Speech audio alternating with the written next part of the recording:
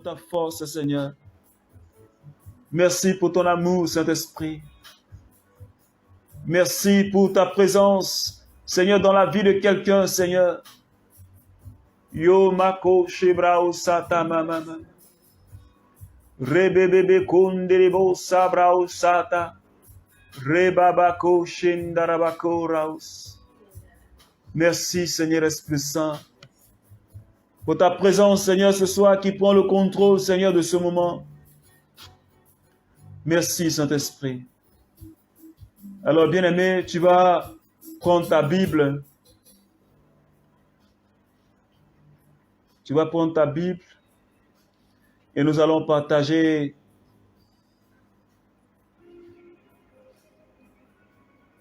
le thème de ce soir, bien-aimé. Alors, j'espère que tu as pris ta Bible et quelque chose pour prendre note, parce que c'est très important de prendre note quand on partage la parole de Dieu. Je voudrais que tu prennes quelque chose pour prendre note. Alors, ce soir, comme il a été convenu, nous allons parler de l'identité du chrétien. Ça a été le thème qui a été développé tout au long de la semaine. Mais ce soir, nous allons parler encore d'autres aspects et aller plus en profondeur. Et demander la grâce de cet esprit qui vienne ce soir nous enseigner, qui vienne m'enseigner, mais qu'il vienne aussi t'enseigner.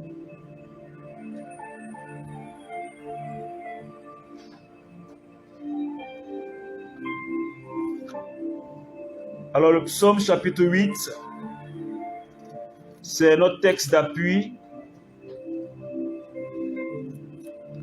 Je vais lire ce texte.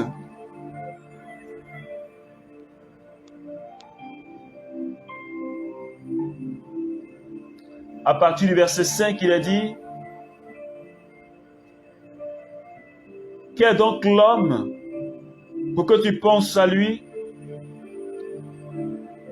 L'être humain, pour que tu t'en soucies, tu en as presque fait un Dieu.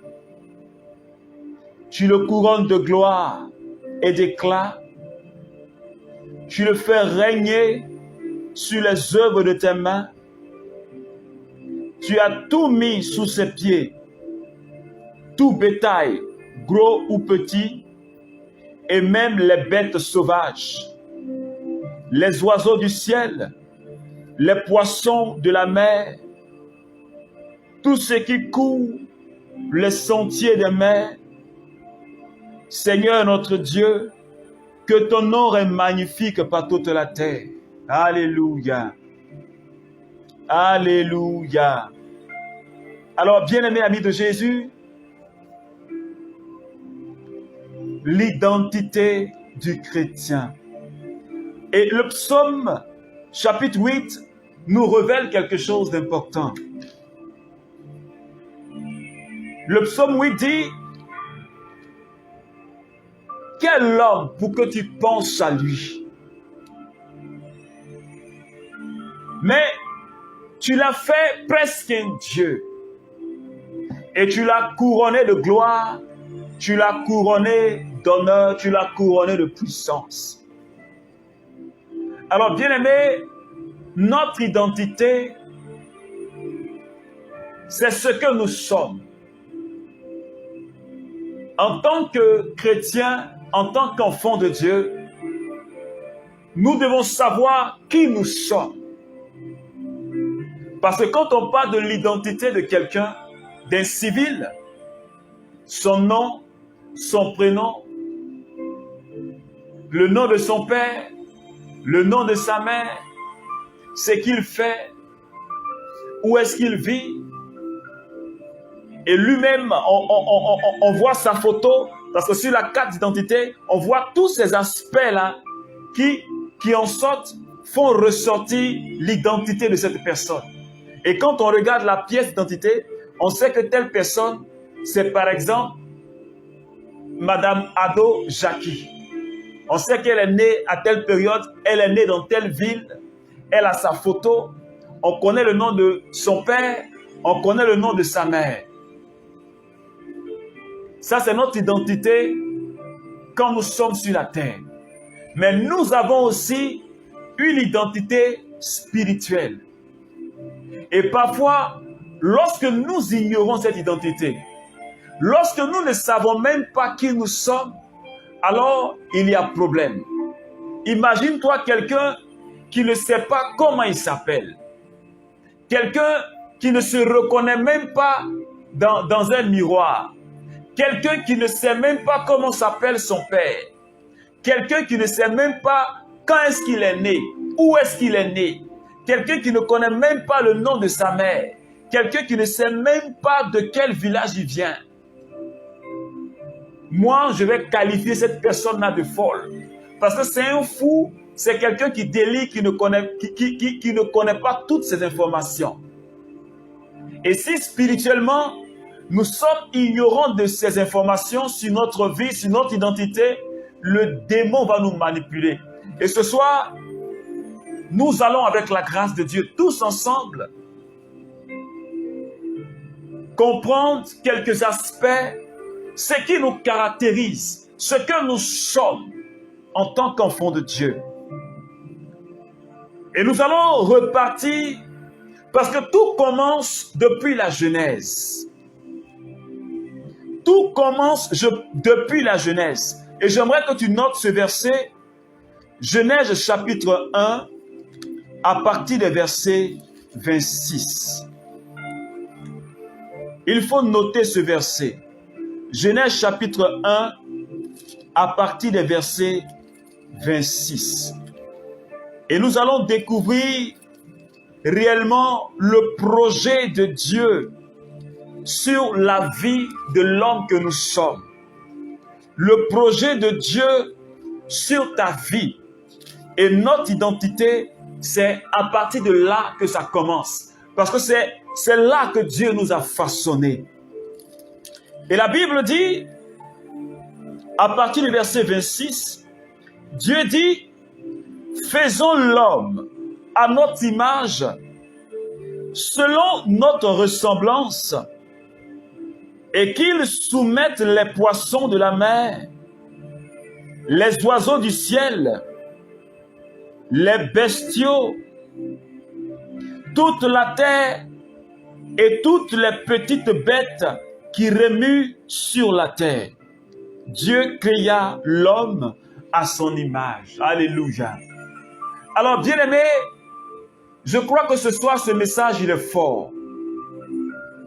La Bible nous dit en Genèse chapitre 1, le verset 26, que nous avons été, toi et moi, nous avons été faits à l'image de Dieu. Il nous crée à son image. Cela veut dire, nous sommes la représentation de Dieu. C'est pourquoi dans le psaume, il est dit, il nous a fait presque l'égal. Nous sommes presque des dieux. Parce qu'un Dieu ne peut pas mettre au monde autre chose, à part un Dieu. Et quelque part dans la Bible, il est dit, nous sommes des dieux. Et ce soir, bien-aimé, le Seigneur me fait comprendre. Et le Seigneur te fait comprendre que ton identité commence à la jeunesse. Tu as été fait à l'image et à la ressemblance de Dieu. Et de toutes les créatures visibles, seul l'homme est capable de connaître et d'aimer son Créateur. Parce que Dieu, il a soufflé en nous le souffle de la vie, le souffle de l'amour. C'est le seul être. Parce que Dieu n'a jamais dit à un ange, tu es mon fils. Dieu n'a jamais, il n'a jamais fait un projet aussi grand pour l'homme. La Bible dit au commencement, Dieu créa le ciel et la terre. Il a créé les luminaires. Il a créé le soleil. Il a créé la mer. Il a créé les plantes, la verdure. Il a créé les animaux. Et il a dit à l'homme, toutes ces choses que je viens de créer là, je te positionne comme étant le gérant. Domine sur tout ce que j'ai créé.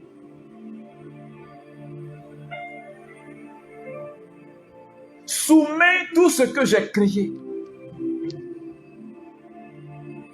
Et le psaume 8 nous le rappelle. La création tout entière nous est soumise.